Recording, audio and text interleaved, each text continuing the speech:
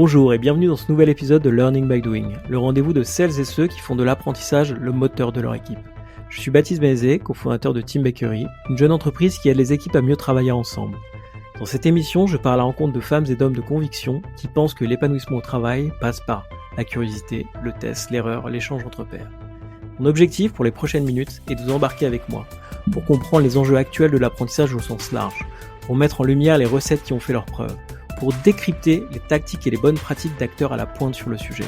En espérant vous inspirer dans votre démarche d'apprentissage, je vous souhaite une excellente écoute.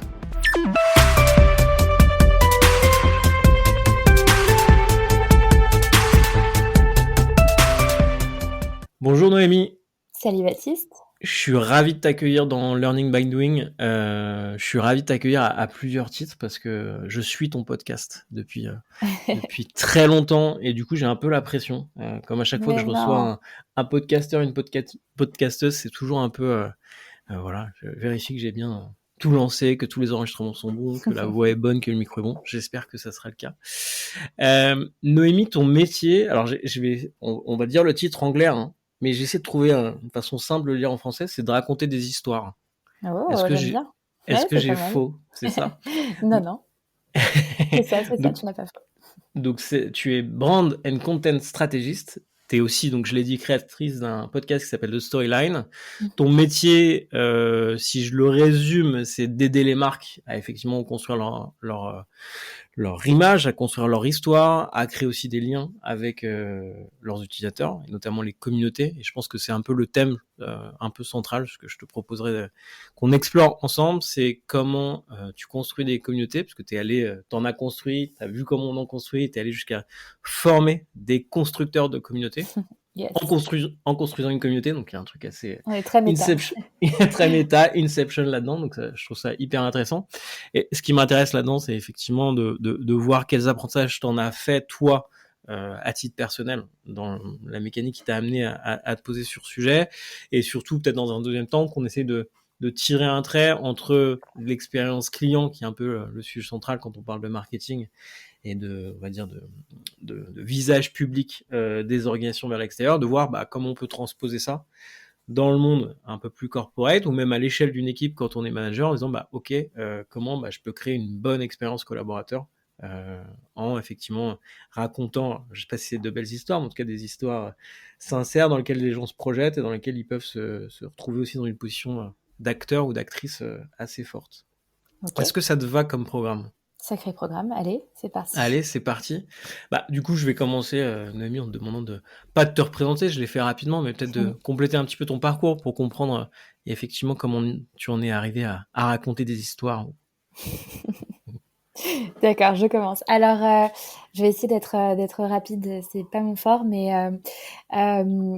brièvement, en termes de parcours, j'ai un parcours initialement assez classique, classe prépa, école de commerce à Paris, et j'ai commencé ma carrière dans la tech entre San Francisco et Paris, en bossant pour des startups, en tant que account manager, operations manager, donc plutôt des choses assez techniques, et un peu par le hasard du travail et parfois des contextes et des environnements, je me suis retrouvée il y a 5 ans chez Numa, qui à l'époque était un accélérateur de start-up que tu connais, et qui effectuait un pivot au moment où j'étais justement vers la formation au management agile, la formation au design thinking, etc. Donc à toutes les méthodologies innovantes. J'en profite pour faire un peu de pub. J'ai eu Claudio de Numa il y a quelques épisodes sur le podcast, donc je mettrai le lien. Claudio qui était mon manager il fut un temps. Donc coucou Claudio, si tu nous écoutes. Et moi du coup, j'étais beaucoup plus sur la partie marketing, mais c'est vraiment chez Numa qu'en fait j'ai pris mes premières fonctions officiellement en tant que responsable marketing. Donc dans mon quotidien, je faisais du marketing à 100%. Et l'objectif, c'était en fait de faire du marketing de A à Z, c'est-à-dire penser des formations pour les managers agiles, penser des formations sur les méthodologies innovantes qu'on pouvait apprendre aux grandes entreprises, qu'on tirait des startups et des entreprises agiles. Donc penser ces formations d'un point de vue ingénierie pédagogique, pédagogique, mais aussi bien sûr packaging, marketing. Ensuite, former en interne nos équipes à les délivrer et à les vendre. Et puis ensuite, créer toute la stratégie marketing externe entre guillemets, qui consistait à promouvoir ces nouvelles formations qu'on avait conçues et pensées aux nouvelles cibles qu'on adressait, qui étaient les RH, parce que jusqu'à présent, enfin jusqu'à ce moment-là, on avait plutôt discuté avec des directeurs d'innovation et non pas des directeurs ou directrices des ressources humaines. Donc ça a été un peu moi mon pivot personnel vers le marketing. Je te raconte tout ça parce que c'est pertinent pour ce que je fais aujourd'hui. Et je suis restée 2 ans à peu près chez Numa. Et au bout de 2 ans, j'ai eu envie de faire un peu autre chose. Et je me suis lancée à mon compte, donc en freelance, pour faire des choses que j'avais jamais vraiment faites dans le cadre de mon job jusqu'à présent, même de directrice marketing, c'est-à-dire pour écrire, parce que j'aime beaucoup écrire. Donc en fait, j'ai commencé ma carrière de freelance en écrivant des articles, des tribunes, des discours, etc. Et puis au fil du temps, je me suis rendu compte que les clients pour qui je travaillais avaient parfois un besoin d'un peu plus de vision et de stratégie qui me mandataient pour écrire du contenu, pour produire du contenu, d'abord écrit, puis audio, etc. On peut en parler, mais qu'en fait, il n'y avait pas forcément de stratégie, de KPI et d'objectifs derrière. Et donc, c'est comme ça que graduellement, j'ai rajouté une brique de conseils éditorial et stratégique en marketing à mon offre en tant qu'indépendante. Ça, c'était il y a 3 ans. Et j'ai fait ça pendant 1 an. Et une fois que j'ai été à l'aise, que j'ai eu ma clientèle, etc., j'ai eu envie d'aller plus loin. Je me suis dit, comment est-ce que je peux avoir plus de visibilité sur la niche sur laquelle je suis positionnée, etc., qui était donc du coup la création de contenu, principalement dans le futur du travail et l'entrepreneuriat et puis un petit peu justement les ressources humaines. C'est un domaine dans lequel je bosse énormément, dans l'éducation, pardon, plus globalement. Et donc, c'est pour ça que je me suis dit, à un moment, vas-y, teste un nouveau format. J'ai eu envie de créer, j'ai eu envie de faire un truc. Ça faisait longtemps que j'en parlais et je me suis dit, allez, lance un podcast. Comme ça, d'un coup. Enfin non, je dis d'un coup, pas du tout. Ça m'a trotté dans la tête pendant 6 mois. J'ai acheté le micro au bout de 6 mois pour me forcer à enfin me lancer parce que j'en parlais autour de moi, mais sans rien faire. Mais après 6 mois à en parler, je me suis passé commande d'un micro Blue Yeti sur Amazon et puis j'ai commencé à enregistrer des épisodes avec des invités. Et le podcast a vachement bien marché.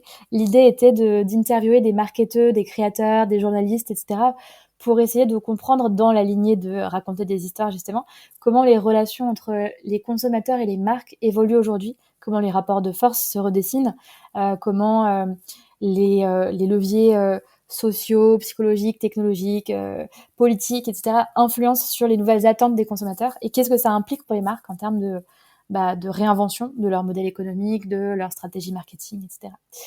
Et au cœur de tout ça, les communautés sont apparues comme un des leviers principaux qui aujourd'hui fait le succès ou parfois la déchéance et la chute de certaines entreprises, certaines marques. Et je m'y suis beaucoup intéressée à tel point qu'il y a 1 an, j'ai rencontré Alexandre Loipre, mon associé aujourd'hui, qui était community builder, un des premiers en France, donc dont le job était littéralement de créer et d'alimenter des communautés pour des marques. Et lui, il faisait ça aussi, en particulier pour Crème de la Crème, pendant plusieurs années, qui est une plateforme de mise en relation entre freelance et entreprise. Et on s'est dit, il y a un truc à faire. Aujourd'hui, les créateurs et animateurs de communautés sont un nouveau besoin qui arrive pour les entreprises. Les entreprises font ça complètement à l'aveugle, sans réel objectif, sans réelle compréhension de ce qu'implique le métier, sans fiche de poste, sans formation adéquate, bien sûr. Et donc, ça nous a donné envie de lancer Communo, qui est la première formation francophone au community building, qui a aujourd'hui un peu plus d'1 an et qui a formé déjà pas mal de community builders en herbe. Voilà à peu près pour le parcours entre guillemets. J'espère que c'était pas trop décousu. J'ai essayé de faire Non, que les highlights. c'est hyper clair et on voit que il y a une belle histoire. En fait, on voit bien effectivement les articulations entre les différentes parties de ta carrière. Avant qu'on rentre effectivement sur un peu plus sur Comino, sur comment vous formez, quels objectifs vous fixez aussi à vos étudiants et étudiantes derrière ça. Peut-être sur le sujet de l'approche alors communautaire dans le marketing, en tout cas le besoin que tu as senti émerger du coup de ce que je comprends pas mal au fil de tes discussions sur ton podcast. Est-ce que tu aurais quelques exemples à nous donner à la fois de succès et de fail, peut-être, de trucs que tu as pu voir, des marques qui sont complètement plantées en montant une communauté autour de leur sujet, peut-être commencer plutôt sur les succès pour qu'on comprenne bien effectivement de quoi on parle. Quand on parle de communauté de consommateurs, ça peut peut-être Oui, c'est un peu paraître encore obscur. un peu, je sais pas si c'est obscur, mais en tout cas, ça mérite qu'on donne quelques exemples. Yes, et peut-être même avant ça, je vais aller encore un tout petit peu plus loin si tu me le permets, c'est d'expliquer pourquoi en fait aujourd'hui on parle de ça et pourquoi c'est important et pourquoi, à mon sens, dans quelques années ce sera incontournable. Parce qu'aujourd'hui il y a un environnement et un contexte économique et politique qui fait que le marketing tel qu'on le pratiquait sur les 10-15 dernières années euh, commence à être menacé entre guillemets sur certaines pratiques, notamment les pratiques liées à la data, au targeting, à la publicité sponsorisée, etc. RGPD, Digital Market Act, la CNIL qui, il y a quelques mois, déclare que l'usage de Google Analytics pourrait devenir illégal sur le sol européen. Toutes ces choses-là, toutes ces démarches-là de protection des droits et de la privacy, j'ai oublié le mot français, la vie privée des consommateurs. Je m'excuse, je me fais souvent clasher, je fais beaucoup d'anglicismes, c'est l'héritage San Francisco. Mais bon, bref, tout ça, ça rend extrêmement complexe le travail des marketeurs qui fonctionnent sur du paid, donc la publicité sponsorisée, la publicité payante, du targeting. Et ça ne va faire qu'empirer, entre guillemets. D'autre part, la publicité sponsorisée, elle a ce défaut que plus le marché ou le segment de consommateurs ciblé vieillit et mature, plus en fait les coûts d'acquisition vont être élevés. Il y a ce sujet-là de la data, du paid qui commence vraiment à toucher leurs limites du fait des régulateurs, du gros ras-le-bol des consommateurs eux-mêmes qui téléchargent des adblockers à l'appel. Et en parallèle de ça, il y a cette montée du besoin des consommateurs qui est, lui, plus lié à des aspirations et à des valeurs, mais de consommer des produits qui sont poussés par des marques, des entreprises qui vont refléter ou voir se faire les porte-paroles de leur mode de vie idéal, de leurs valeurs, de leurs convictions. Donc en fait, au-delà de vendre, il faut créer un univers, il faut créer un lien de confiance en amont qui est de plus en plus long à construire parce que le consommateur est de plus en plus sollicité et aujourd'hui on est dans la guerre de l'attention. Les gens sont bombardés de messages, tout le monde veut un petit peu de leur temps d'attention au quotidien et donc c'est de plus en plus difficile pour les marques de prétendre à cette attention et pour le faire, le meilleur pari qu'elles puissent faire, c'est de miser sur cette création d'une relation dans la durée et pour ça les communautés, le fait de fédérer des gens autour d'un idéal, autour d'une passion, autour de valeurs, d'un enjeu, d'un pain point, c'est une manière efficace et assez honnête au final, plutôt win-win de le faire. Très clair. Est-ce que tu aurais des exemples à nous donner là-dessus? Yes, absolument. Alors, il y en a plein. Il y en a plein. Il y en a beaucoup aux États-Unis, bien sûr, parce que les Américains sont toujours un peu pionniers sur ces nouvelles techniques de marketing, en tout cas pour les théoriser. Mais en France, moi, une communauté que j'aime beaucoup, il y en a beaucoup. Intuitivement, on va penser à des communautés B2C. Parce que finalement, c'est un peu le secteur d'activité le plus difficile en termes d'acquisition. Et donc, des communautés, elles existent vraiment dans tout et dans tous les secteurs d'intérêt et d'activité. Moi, j'aime beaucoup la communauté Chiloé, que tu connais? Je connais deux noms. Super. Ouais. Ok. Je crois que je les suis sur Instagram, donc je dois forcément, voilà, communauté. qui est très active sur Instagram et c'est une communauté de particuliers qui sont fans de micro-aventures. Et Chiloé, du coup, propose des offres de tour opérateurs en France, en région, autour de micro-aventures. Donc, du coup, le discours, c'est vraiment redécouvrir la France, redécouvrir la région, ne plus prendre un avion et faire 15 heures pour aller s'évader quelque part. Et donc, du coup, leur communauté, c'est vraiment des trentenaires assez urbains qui ont besoin de parenthèses au vert le week-end. C'est assez simple, mais du coup, qui se retrouvent autour de cette passion pour la nature, pour la micro-aventure, et que Chiloé est très, très force motrice sur la création de contenu gratuit mis à disposition de cette communauté. Et la communauté elle-même rédige des contenus, des guides, des recommandations de balades, etc. pour la communauté de Chiloé. Donc, c'est quelque chose qui s'alimente en autonomie quasiment. Et du côté B2B, un exemple, alors je sais que j'en parle tout le temps, mais parce que c'est un peu mes préférés, c'est la communauté qui a été créée par Spendesk, que tu connais aussi, d'accord, super. Alors Spendesk, pour celles et ceux qui ne connaissent pas, c'est un outil à destination des CFO, des directeurs financiers, qui propose la gestion un peu tout en un de pas mal de process liés justement à la finance d'entreprise, la collecte des justificatifs, le virement des factures, etc. etc. Et Spendesk a créé une communauté qui s'appelle CFO Connect. CFO Connect, du coup, une communauté de CFO, comme son nom l'indique, un peu partout dans le monde, qui est une communauté hyper active, exclusive, qui se fait sur candidature. Et donc, du coup, les community builders de CFO Connect créent du contenu en permanence, sous forme de plein de formats différents, des articles, des podcasts, des enquêtes, des guides, des interviews, pour les membres de la communauté. Et la communauté est aussi un moyen d'échanger entre pairs, d'apprendre entre pairs, de se challenger sur les problématiques qu'on rencontre au quotidien dans son rôle de CFO, etc. Et je trouve que c'est une très belle communauté parce qu'elle est extrêmement bien structurée, bien marketée, et elle a vraiment créé de la valeur ajoutée pour ses membres. Et c'est intéressant ça. Alors, j'ai deux questions. Comment c'est quoi alors je sais pas si les indicateurs, les KPI ou les témoins, les choses que tu vas suivre en disant, ok, cette communauté est plutôt saine ou alors elle est plutôt en phase de déliquescence, je sais pas quel est ce qu'on n'espère pas. Voilà, ce qu'on n'espère pas. Ouais. Et ma deuxième question, mais je pense que les deux vont peut-être être l'un soutient l'autre, c'est quoi les ingrédients selon toi à mettre pour que parce qu'effectivement dans le podcast on essaye aussi d'avoir des recettes un peu pratiques, c'est quoi les ingrédients qui te semblent intéressants à mettre en place? Alors je sais pas comment tu veux répondre, si tu veux parler des ingrédients d'une bonne communauté ou des indicateurs que tu suis, ou d'abord des indicateurs que tu suis pour valider la santé Je globale. vais peut-être commencer par les indicateurs. Et alors ça, bon, je te passerai les ressources. On a écrit pas mal d'articles là-dessus qui sont assez poussés. Mais je pense que les indicateurs découlent d'une part de l'objectif que tu assignes à ta communauté.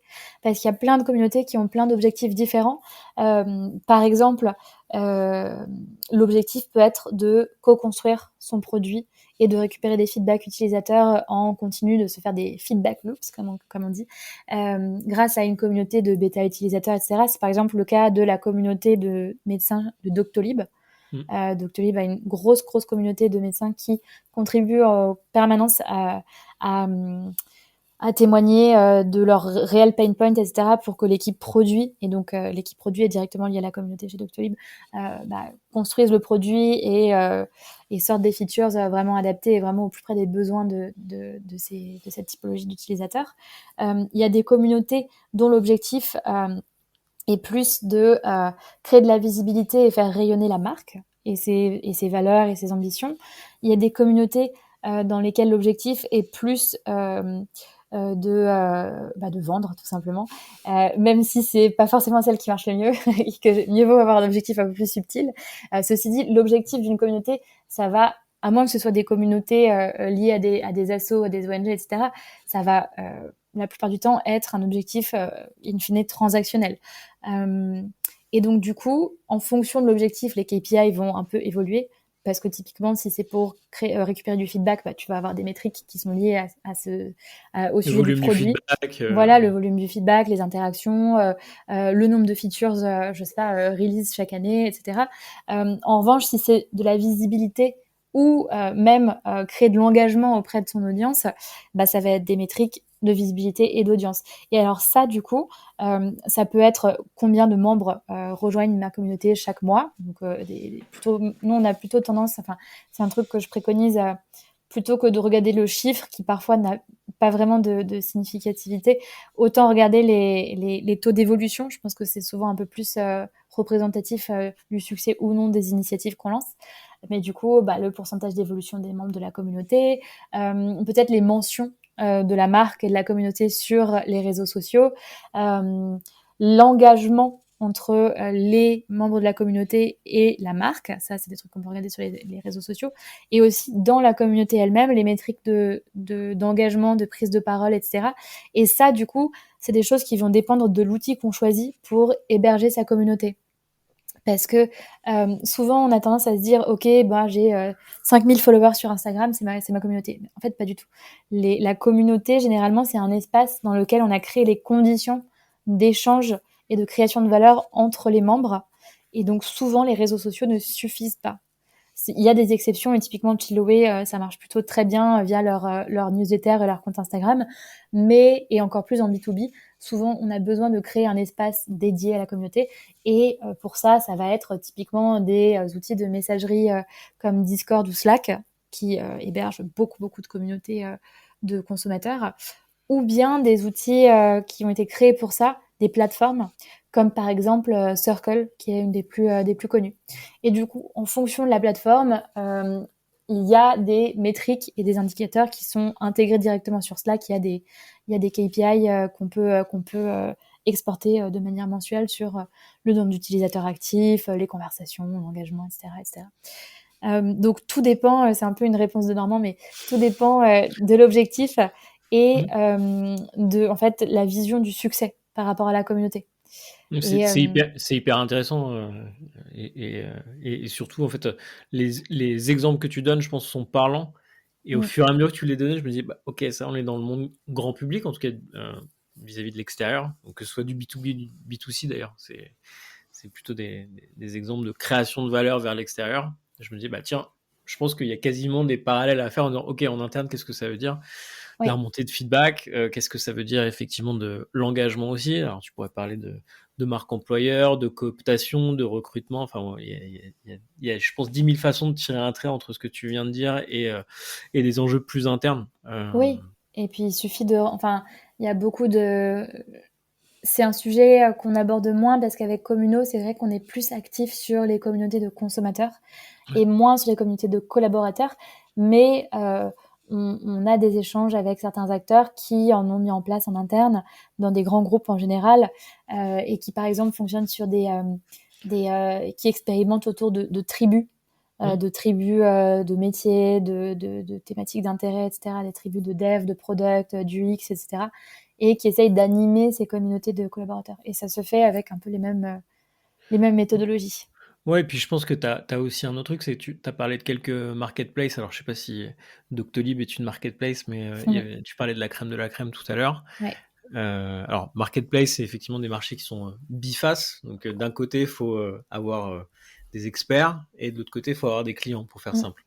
Et sur cette partie expert, on est quasiment dans une relation. Alors, je mesure mes propos, on est quasiment dans une relation.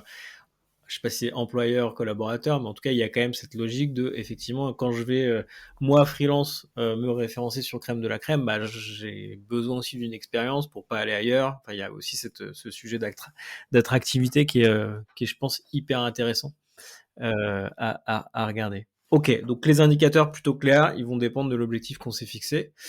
Et après, donc si je reprends la deuxième partie de ma question, sur les ingrédients, qu'est-ce qui fait, selon toi, une bonne communauté? Est-ce qu'il y a alors je sais pas s'il y a une recette magique, en tout cas, est-ce qu'il y a des choses qu'il faut absolument mettre dans la mixture? Ouais, bah du coup, il y a encore une fois pas mal d'étapes à respecter, je pense, avant de créer sa communauté. Mais et on pourrait en parler pendant des heures, et c'est d'ailleurs le sujet de notre formation chez Communo. Mais je pense que je peux commencer par le premier, qui est en fait de valider la pertinence de créer une communauté, tout simplement. Parce que au final, comme tout dans l'univers du marketing et des ventes, quand il y a une approche, une stratégie qui marche, bah, tout le monde va se ruer dessus et essayer de se l'approprier, mais sans tenir compte de son propre contexte historique ou même contexte de marque, d'entreprise, de ses propres objectifs, de sa typologie de consommateur et de client. Et alors pour le coup, la communauté, c'est fondamentalement humain et ça consiste à créer du lien entre des pairs ou des gens qui sont liés par un objectif, une passion, une ambition, une valeur, etc. Donc ça reste potentiellement pertinent dans un paquet d'industries et d'activités. J'ai même eu des clients dans l'industrie minière, pour te dire, qui du coup s'intéressaient à ce sujet. Donc, enfin, il y a des besoins dans toutes les industries, qu'elles soient primaires, secondaires, tertiaires. Mais la marque, en fait, quand elle se lance pour créer une communauté, je pense qu'il y a deux choses à valider. C'est d'une part, est-ce que les gens que je cible ont un réel besoin que la communauté pourrait solutionner et qui ne pourrait pas être solutionné par autre chose comme, je sais pas, un podcast ou des événements, des salons, etc. Et deux, est-ce que mon ADN de marque, et ça c'est un truc qui est pour moi plus personnel, est-ce que mon ADN de marque, est-ce que mon historique dans mon relationnel avec mes clients, dans la manière dont j'interagis avec eux, me permet de lancer cette initiative communautaire sans que ça passe pour un truc très commercial et très opportuniste. Parce que je pense qu'il y a certaines marques qui sont au service de leurs clients depuis longtemps, qui s'engagent pour leurs clients, etc. De leur part, la création d'une communauté, d'un espace pour interagir, pour échanger, etc. Et ça peut être simplement d'un point de vue marketing, hein, même pas forcément d'un point de vue d'un engagement très poussé, mais la manière dont on s'adresse à ses consommateurs et dont on se positionne vis-à-vis d'eux bah, va dicter, je pense, la pertinence de la communauté ou non et la capacité du consommateur à faire confiance et à s'épanouir, à s'engager au sein de cette communauté. C'est hyper clair. Là-dessus, je veux bien qu'on creuse un tout petit peu avec des exemples. Alors, on va peut-être pas faire mettre au pilori certains acteurs, mais quand je t'écoute, je me dis, bon, ok, si demain, alors je sais pas, j'avais McDonald's en tête. Tu vois, si demain McDonald's se met à créer une communauté, est-ce que ça fait vraiment du sens alors qu'on est sur une approche quand même super industrielle de la restauration, de choses comme ça? Je sais pas ce que tu en penses. Franchement, alors là, excellente question. Mais d'une communauté de quoi? De Non, fans mais de en fait, burgers? Pourquoi pas? Quoique, franchement, je pense qu'il y a un attachement sincère de beaucoup de gens à la marque, ouais, à Ronald McDonald, à tout l'univers McDo. Les enfants, ils vont, enfin, à c'est l'époque où c'est- j'étais enfant, on y allait faire son anniversaire et tout. c'est ce Donc, que il y a j'allais quand même un dire. Il y petit a peut-être potentiel. ce truc-là à jouer sur l'héritage et sur le Et, fait que effectivement ils ont suffisamment bastonné pour que des gens qui ont entre 30 et 40 ans aujourd'hui aient tous fait un anniversaire chez McDo. aïe, aïe, aïe. Donc, ouais, c'est Ouais. horrible quand on Mais y du repense. Ouais, on se souviendra pas. Enfin, je choisis d'oublier cette Non, époque mais sombre. Mais ceci dit, je garde une petite passion pour les nuggets de poulet, j'avoue. Euh, on est parti très très loin. On est parti beaucoup trop loin. Non, Yes, mais mais du coup, je peux donner un autre exemple, peut-être vas-y. moi, auquel j'ai directement pensé quand tu m'as posé la question, parce que ça m'avait vachement marqué. C'est la marque, et je les aime beaucoup, hein, franchement, j'aime beaucoup ce qu'ils font, mais je pense que niveau communauté, c'est pas encore ça. C'est la marque The Couples.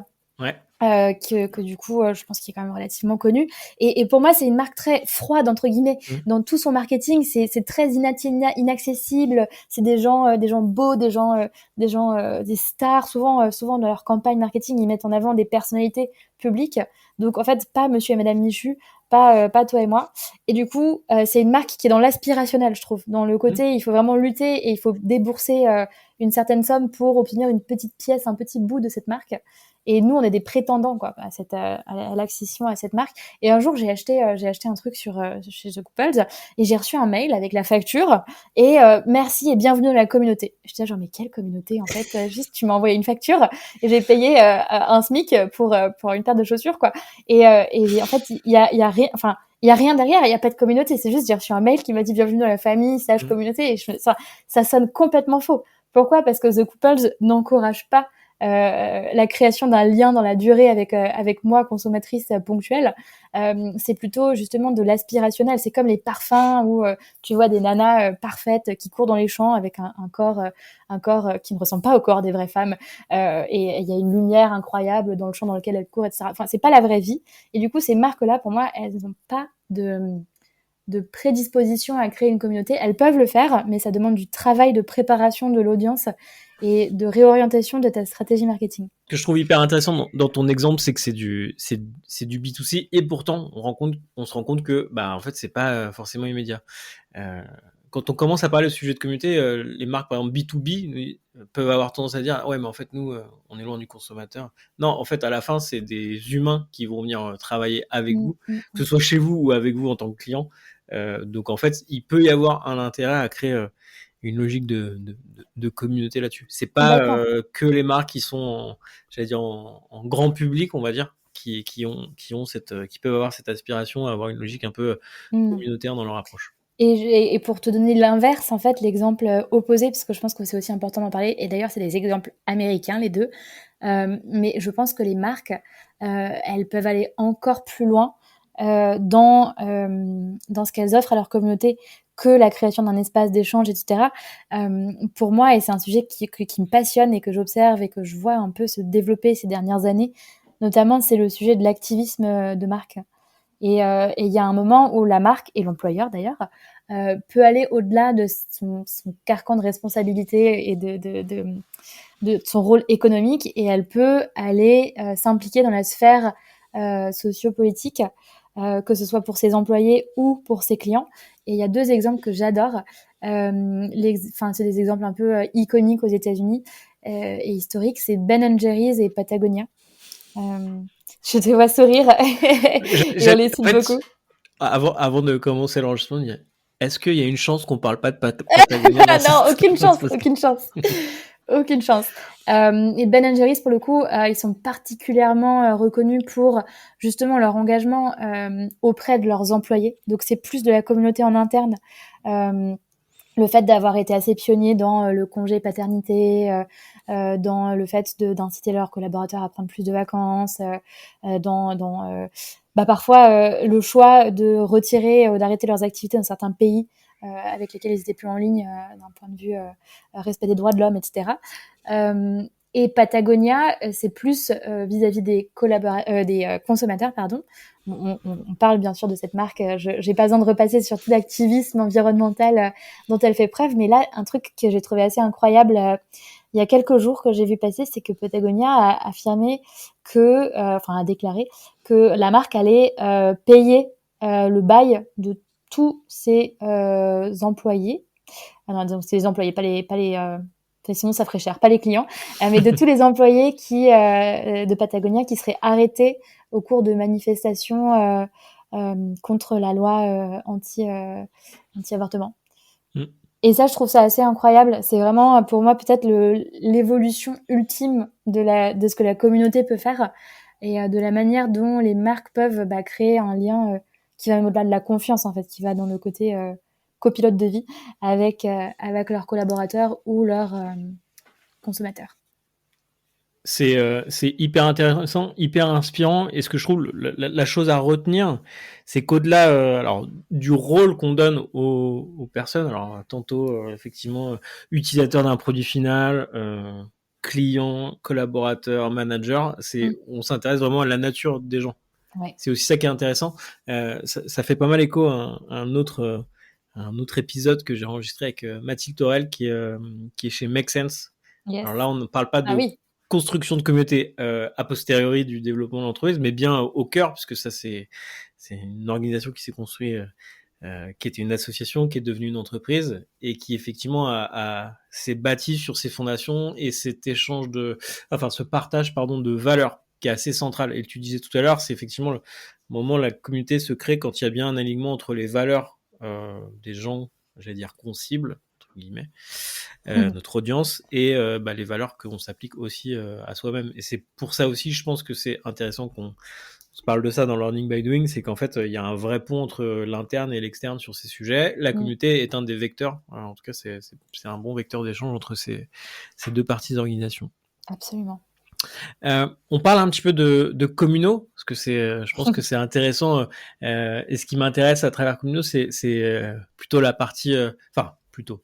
Bon, je veux bien que tu me présentes communaux, mais la partie modalité pédagogique aussi, parce qu'on est aussi là pour comprendre comment toi t'as monté une formation, comment tu t'es inspiré et comment ça fonctionne aujourd'hui. C'est quoi tes KPI là-dessus? Comment tu suis les progrès de tes apprenants? Comment tu t'assures qu'effectivement cette formation répond bien aux objectifs que vous êtes fixés? Ouais, bien sûr.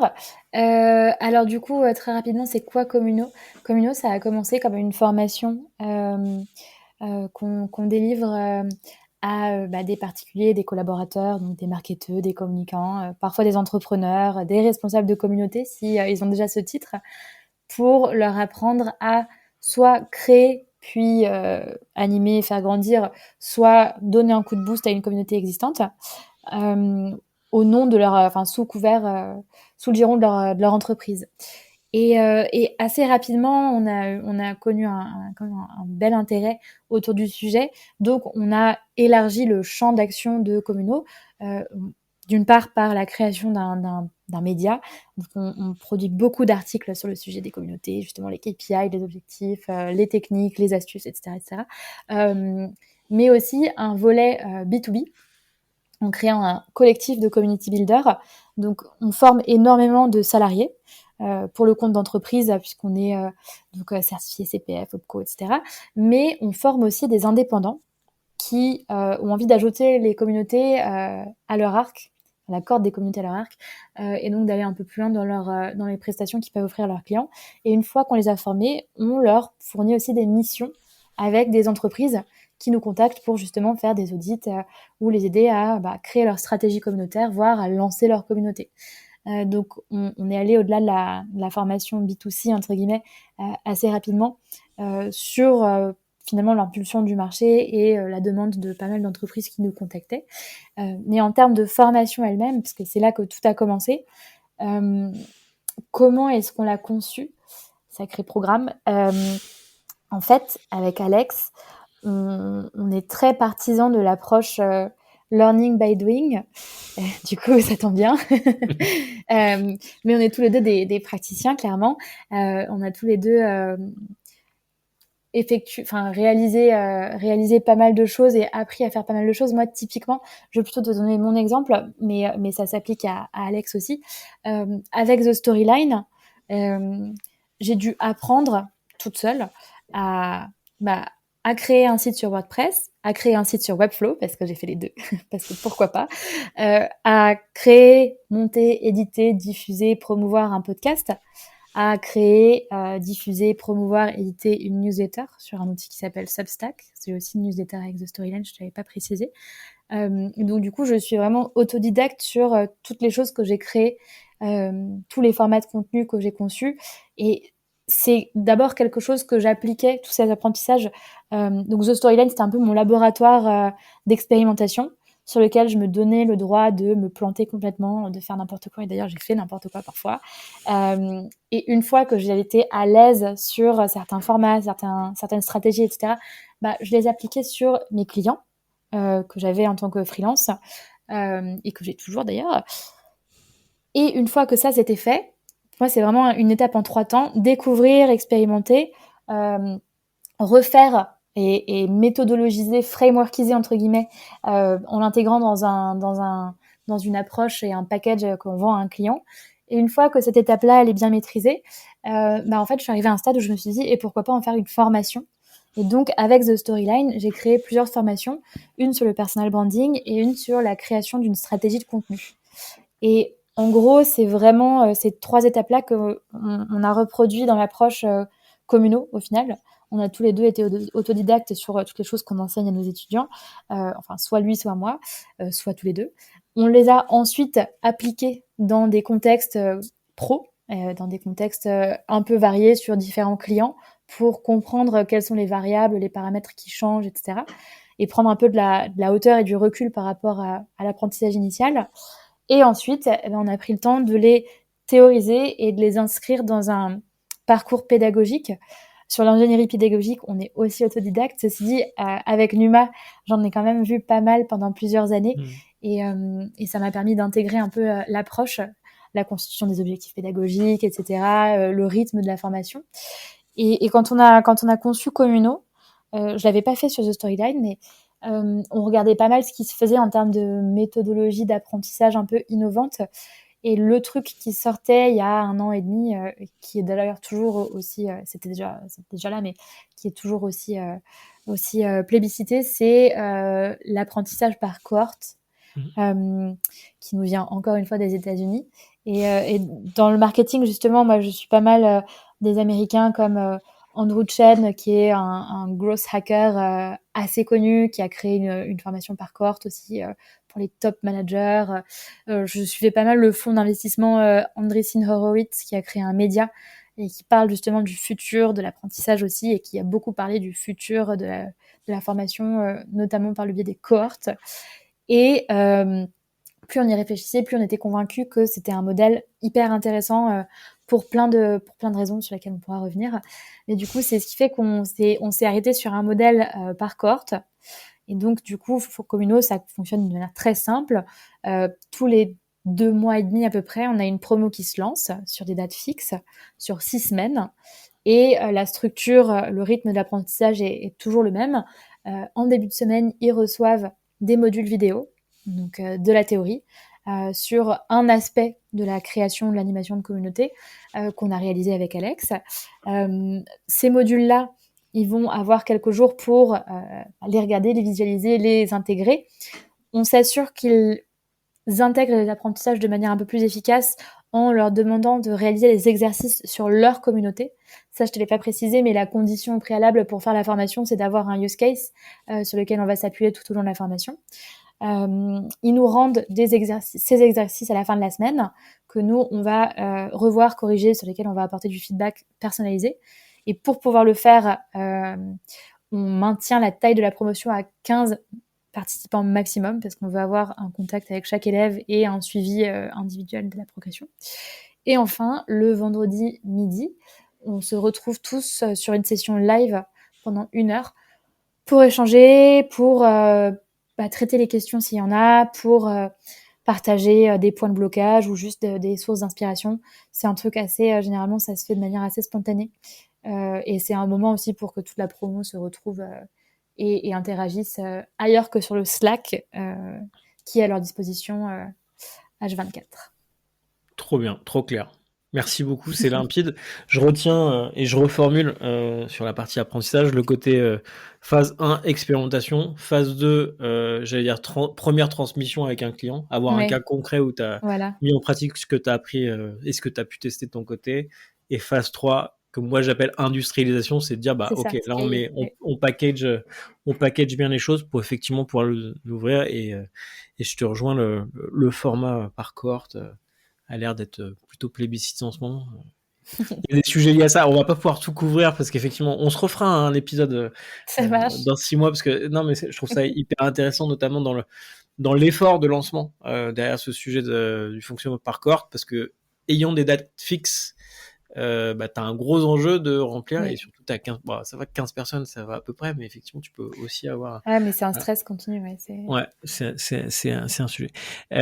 Merci beaucoup, c'est super clair. J'ai quelques petites dernières questions à te poser pour finir cette première édition. Je suis quasiment sûr qu'on va s'en refaire un dans pas longtemps parce que il y aurait plein de sujets à creuser un peu plus. Donc j'ai à peu près l'idée en tête sur comment toi tu apprends. Est-ce qu'il y a des routines que tu mets en place ou des choses auxquelles tu fais gaffe pour toujours être en veille sur tes sujets, plutôt partage d'expérience, plutôt perso là-dessus? Est-ce que tu as des sources d'infos, voilà, comment tu t'organises sur ces sujets-là? Ouais, carrément, parce qu'avec la newsletter The Storyline, en fait, je fais pas mal de prospectives. Et donc, du coup, tous les jours, je suis inscrite à une 30aine de newsletters. Moi, je fonctionne beaucoup par newsletter. J'aime beaucoup lire et écrire. Et du coup, j'essaye tous les matins, avant de commencer à bosser, de prendre entre une demi-heure et 1 heure pour traiter tous les nouveaux mails qui sont arrivés dans ma boîte mail. Identifier les sujets qui m'intéressent, ceux qui m'intéressent pas, etc.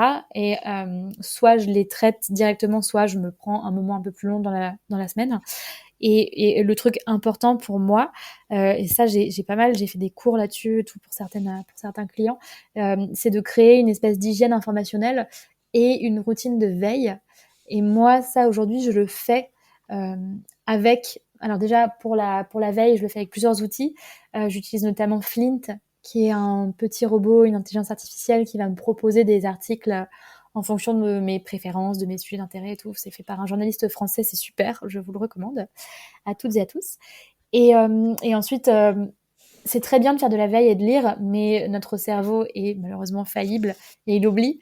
Donc c'est encore plus important d'archiver et de répertorier toutes les choses qu'on lit de manière intelligible et de manière à les retrouver facilement. Et pour ça, Moi, j'utilise un outil qui s'appelle Roam Research. Je pense qu'on peut aussi utiliser des choses comme Notion, Evernote, Trello. Bien. L'idée est de se construire ce qu'on appelle un Zettelkasten en allemand, ou une boîte à idées avec des tags appropriés, des méta-tags, etc. sur chaque contenu qu'on va venir archiver pour pouvoir créer des connexions entre les différentes idées qu'on y ajoute. Trop bien. Effectivement, là, on est en train d'ouvrir un gros sujet sur la capture Yes. et la prise de notes. Moi, j'utilise Bear et effectivement, il y a ce fonctionnement par tag qui marche très, très bien. Ben, merci beaucoup pour le partage, Noémie. Est-ce que, où est-ce qu'on envoie les gens qui veulent rentrer en contact avec toi? C'est Et quoi le plus simple? le plus simple sera sûrement LinkedIn. Ok, très clair. Je finis toujours par cette dernière question. Est-ce qu'il y a quelqu'un qu'il faut absolument qu'on interviewe pour parler effectivement learning by doing, apprentissage, quelqu'un qui t'inspire, dont tu apprécies le travail? Ouais, je pense Oui. que tu peux aller parler à Benjamin Isselman, qui Ok. est le créateur de Super Créative. Tu as peut-être déjà entendu parler. Je l'ai dans mon flux, Twitter. Je le connais pas Yes, personnellement, mais je le trouve très, très créatif. il est top et c'est vraiment quand je me suis lancée en freelance, bah, du coup c'était en 2019, j'avais 29 ans et je me suis pris une sacrée claque parce que les créateurs les plus brillants, les plus drivés, les plus motivés, qui accomplissent des choses assez fabuleuses dont je m'inspire au quotidien, c'est souvent des gens qui ont 5-10 ans de moins que moi, dont Ben fait partie.